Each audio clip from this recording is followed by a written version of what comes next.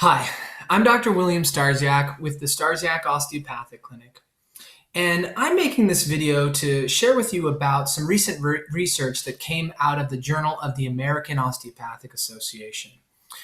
In this article, they looked at 4 cheap, easy to obtain supplements and their usage in treating depression. Now, as a disclaimer here at the beginning of the video, depression can be very serious. It can be life-threatening serious. So don't try to manage depression on your own. Please get help. Talk with a physician. If you don't have one, you're welcome to reach out to me and we can schedule an appointment. I'll give my website at the end of this video.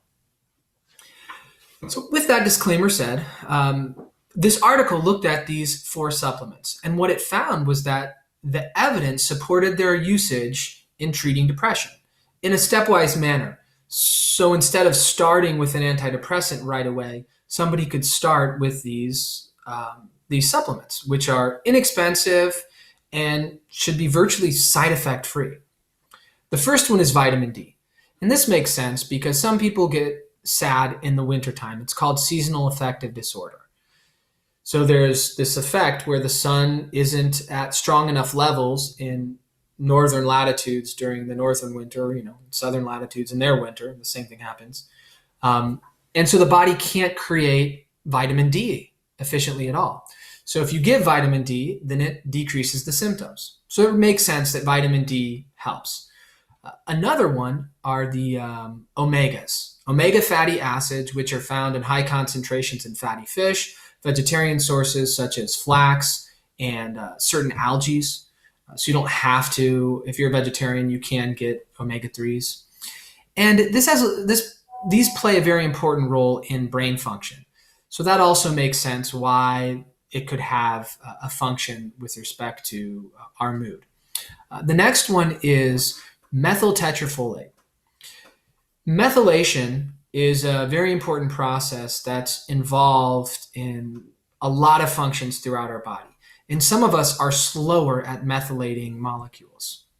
So delivering a pre-methylated folate can accelerate all sorts of enzymatic actions.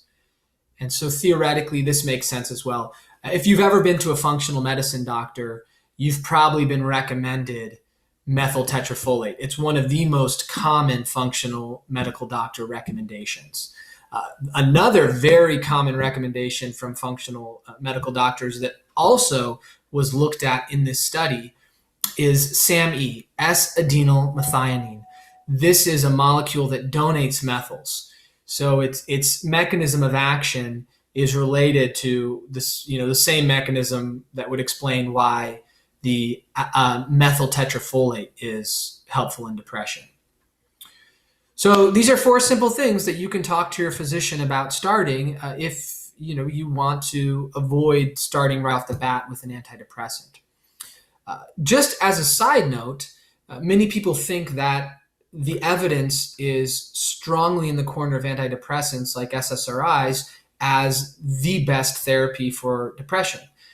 But big studies, when they are comparing the antidepressant medication to cognitive behavioral therapy, short-term, the antidepressant pharmaceutical medication is superior, but you look a few years out and the cognitive behavioral therapy group actually does better. So that's another interesting thing. So just know that there are multiple ways to treat depression. So if you want to explore a more natural side effect-free way of treating depression, please look me up, www.drstaarsiak.com. You can find my phone number and my email on there, and shoot me a text, give me a call, send me an email. It's all good. And in the meantime, you can subscribe to my channel. I should have a link up here in one of these corners, and you can watch more videos. If you like this one, there's plenty more where that came from. Hope you have a good day, and maybe I'll see you in the office.